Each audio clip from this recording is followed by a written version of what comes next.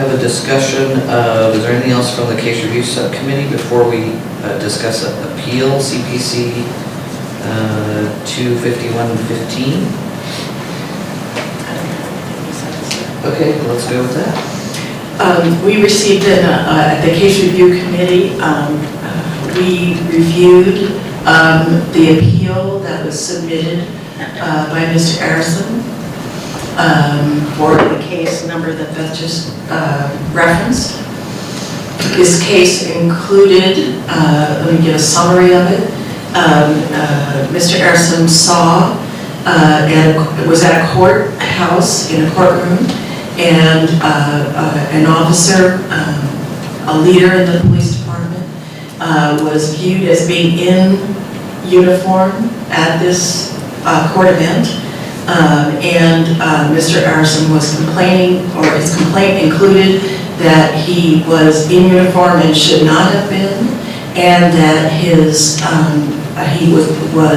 without the lapel camera that is required for all police officers to wear.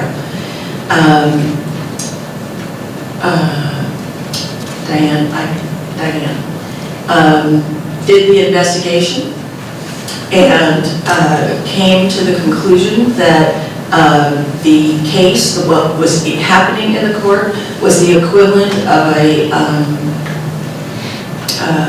preliminary hearing, and therefore the uniform issue was a non-issue because that SOP doesn't apply in that case. Mr. Arison provided in that complaint 7 people as witnesses to the fact that the officer did not have a lapel camera. In reviewing this case, the appeal of this case, Mr. Arison complained that the other people, 6 of the 7 people, were not interviewed.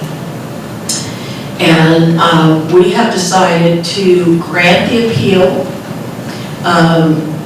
because for the reason that the staff did not include, the staff made a conscious choice not to interview the other witnesses, but did not note that in the letter.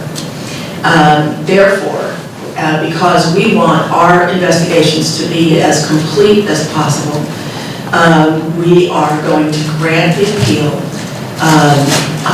You're recommending that the board approve the granting of this appeal for Mr. Arison based on that. Okay, there's 3 bases, one of 3 that is required to for us to be able to grant an appeal. Mr. Harness, can you tell us which of those gets ticked off? Chair Moore, I believe Mr. Arison's appeal makes a prima facie case for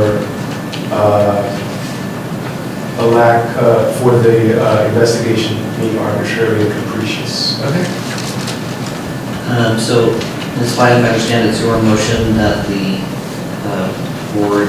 The case review committee is recommending that the board accept, hear the appeal. Okay, and I'll accept that as a motion. Is there a second? A second. Okay, so we have a motion and a second to hear Mr. Arison's appeal. And that would take place when? Well, no sooner than next meeting, depending on how the schedule. But we, you're here, so we don't really have to give you notice, but we have to get formal notice the way we do everyone else. Is there any other discussion before we vote? Mr. Cruz? So my understanding is that we're doing this because it wasn't outlined in the letter. Right. It was the letter. The committee felt that the letter was incomplete, and therefore we need an opportunity to have that discussion.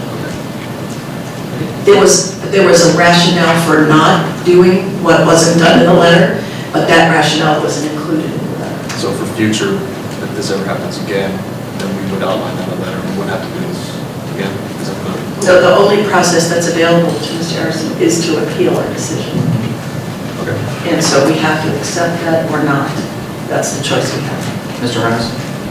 Yes, Chairman of the Board. In addition, Mr. Arison brought forth an affidavit from an additional witness that was not identified in his original complaint.